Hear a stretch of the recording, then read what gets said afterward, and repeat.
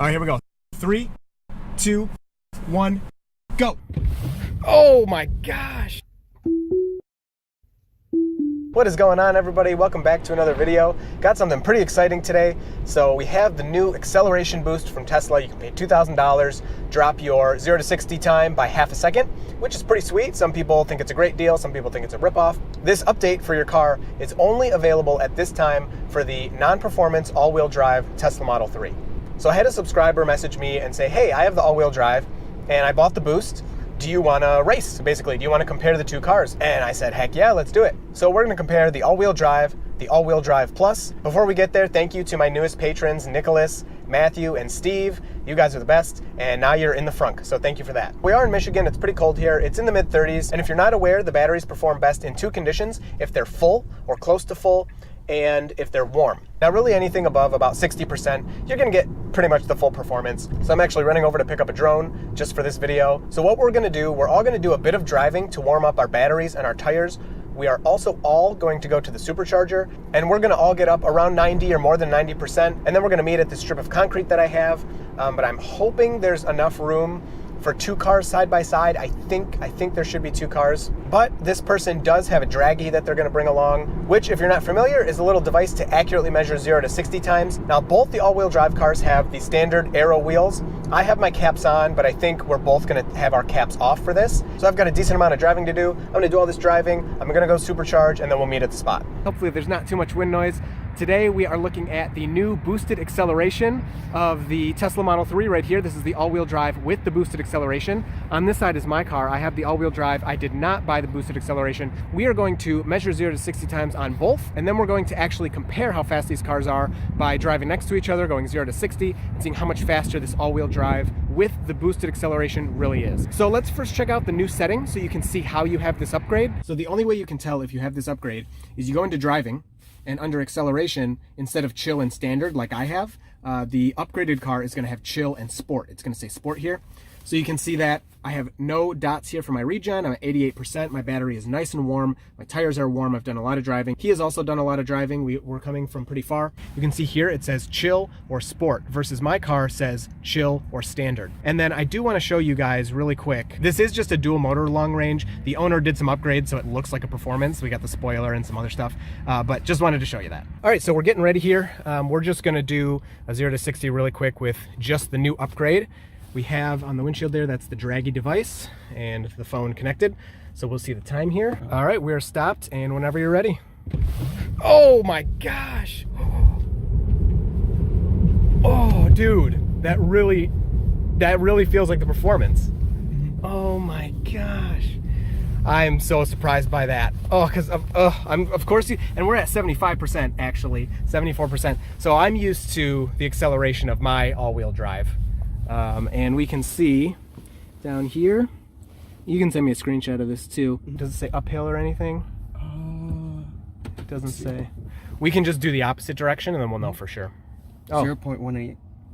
Okay, so we were going uphill barely. So let's turn it around. Yep, and we can go do it from the other direction. Wow, that kick was insane though. I couldn't believe that. Yep, whenever you're ready. Oh. Okay, woo! That was a big bounce.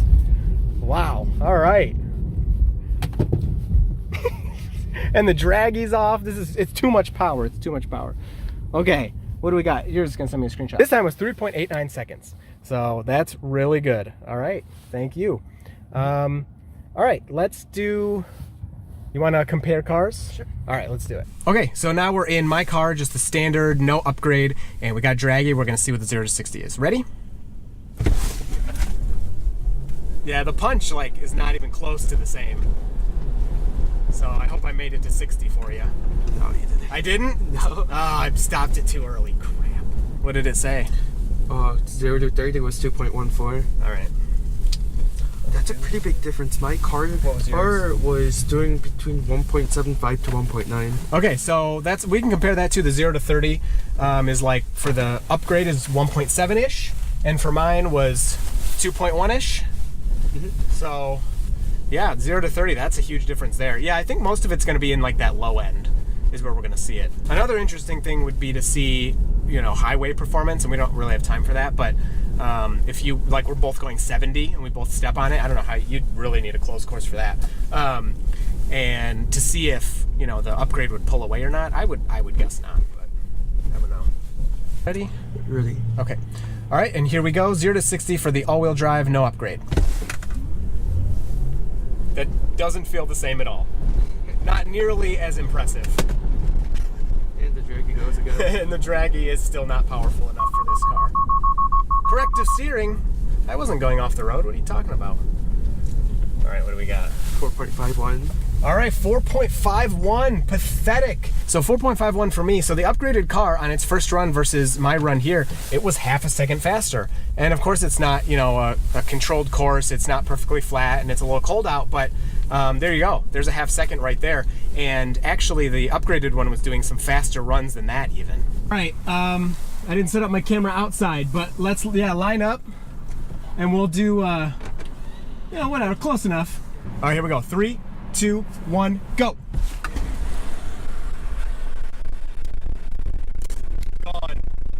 Gone, not even close.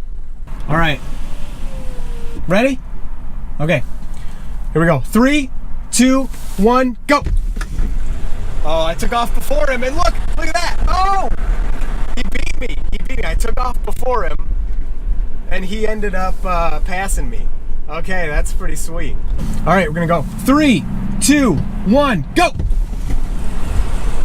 Yep, look at that. Every time. Not even close, not even close.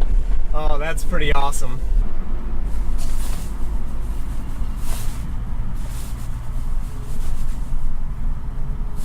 All right. 3, 2, 1, go.